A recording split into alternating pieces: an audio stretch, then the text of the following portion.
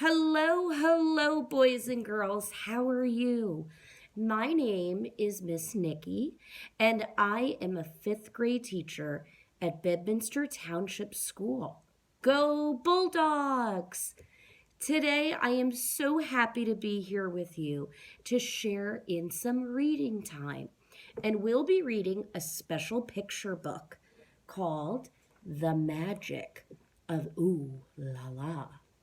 This book was written by a Chinese author, a woman who actually is an art teacher all the way in China, and her name is FRI Li.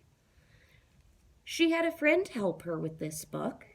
Her friend's name was Xiao Zhanjiang, who illustrated all of the beautiful pictures that we see in this story. Now, whenever I read a book, I tell myself that there are certain things I need to do in order to be a good reader. So the first thing that I do is I look at the amazing front cover. This book, as I told you, is by a Chinese author and illustrator. So you may notice in the background some pictures that look like buildings from China.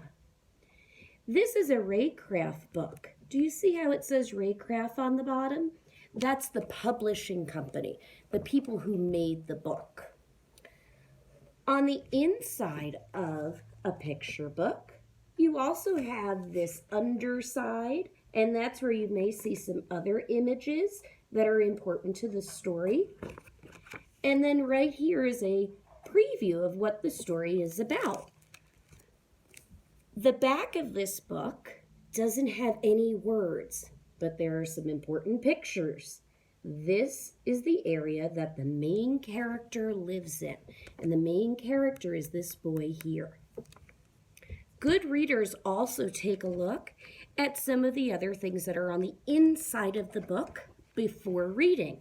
So you may see some different characters come along the way, pictures of places and things, and this will help us figure out what's happening as we go through the story together.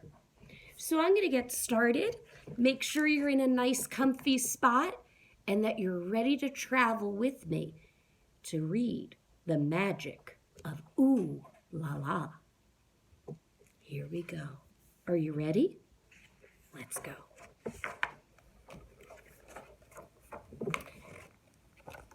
There's our character again.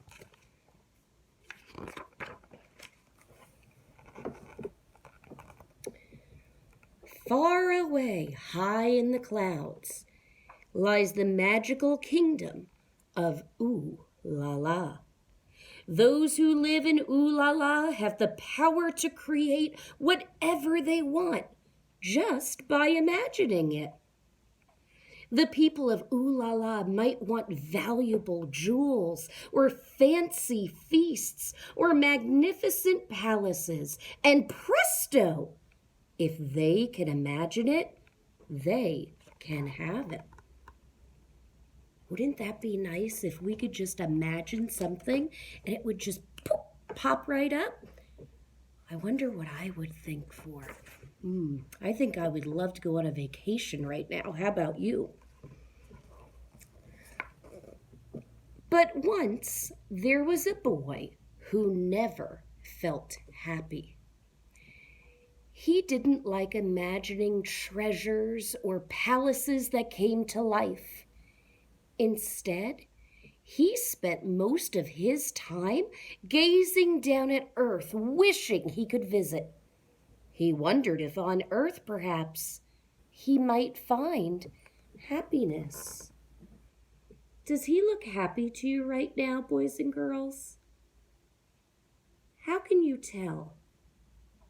Do you see how his eyes are looking towards the sky?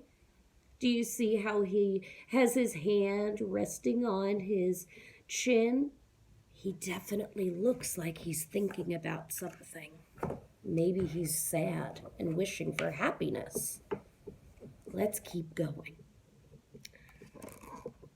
On the boy's 8th birthday, the king of Ooh La La finally granted his wish. The boy could visit Earth for 3 days, during which he could try to find happiness. But there was one rule. The boy couldn't use his powers on Earth. And that's the mighty king. Do you think it's fair that the king said he could not use his magical powers on Earth? I'm not so sure. That sounds like a problem to me. And you know, books tend to have problems that the characters have to figure out by the end. So let's see what happens. As soon as he got to Earth, the boy realized it might be different and difficult to find happiness without using his powers. Everything on Earth cost money, and the boy did not have any. So, on his first day, the boy found a job in a restaurant. He washed piles and piles of dishes from early in the morning until late at night. Afterwards, the king of Ooh La La said, "My child, you certainly did not find happiness on Earth today. Only hard work and water-shriveled fingers. You seemed happier on Ooh La La." The boy knew that the king was right.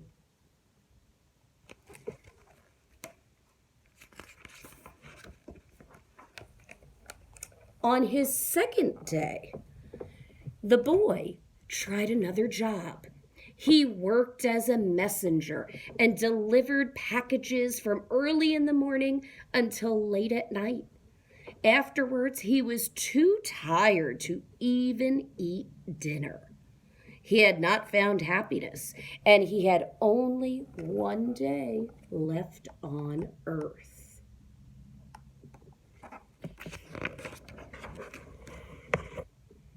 That night, the boy looked up into the stars toward his home in Ooh La La. Was the king right?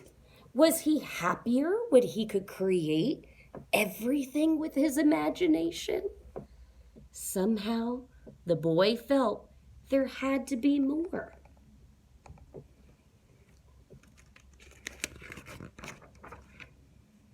On his third and last day on Earth, the boy discovered a big green garden. Do you see the garden up here?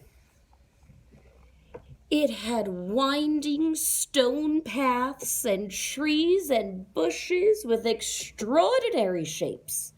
He had never seen anything like it before. It was magical, but it was a different kind of magical than what he knew on Ooh La La. Every garden in Ooh La La was created with someone's imagination. But this garden had been created with someone's hands. Someone who had planted all of the trees and flowers. Someone's hands had nurtured them and helped them grow. The boy found the man who created the garden and asked to be his helper. The boy learned much from the gardener. He learned how to plant seeds and clip bushes and pull weeds and water plants and trim trees. It was the happiest day the boy could remember.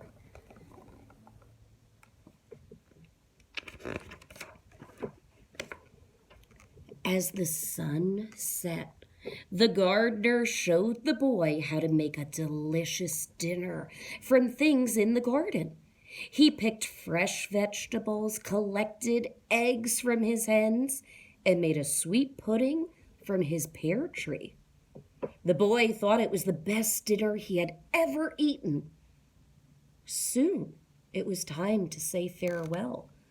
The gardener gave the boy a red bag as payment for all of his hard work. So, boys and girls, do you see the red bag? That's what the gardener gave to the boy as payment for all of the hard work that he did. Do you think that was a good payment or a bad payment? Maybe we should find out what's inside first. Does that sound like a good idea? Okay, let's keep going. Are you ready?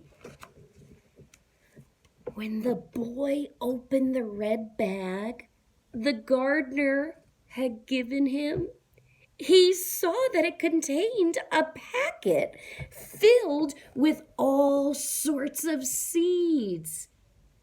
Do you recognize any of these seeds? What does that look like? Almost looks like a pine cone, doesn't it? Do you know what that is? Those are popcorn kernels. And I see sesame seeds right here. That's a pretty cool gift if you ask me. The boy journeyed back to Ulala and went to see the king. "I have found happiness on earth," said the boy. "But it wasn't earth that made me happy. It was making something magical with my own hands and my own hard work." The king smiled. "Congratulations, my dear child. You found something you love, and that is something you can take with you wherever you go for the rest of your life." So, the boy decided to use his hands, his hard work, and his heart. He planted flowers and trees all over Ulala, using what he learned from the gardener. The people loved watching the magical process of a seed taking root and growing into something beautiful. And the boy was truly happy at last. The end. So what did you think about that story? What it reminds me of is how important it is for us to have dreams and to work really hard to get those dreams to become a reality. Today, boys and girls, I would love it if you could draw a picture or write about one dream that you have. You can share it with me by giving it to your parent or teacher, and they can contact us on Twitter at NJ Literacy, or you can visit our website at njliteracy.org. I hope you enjoyed this story, and remember, dreams can really come true. Stay safe and be well. Bye-bye.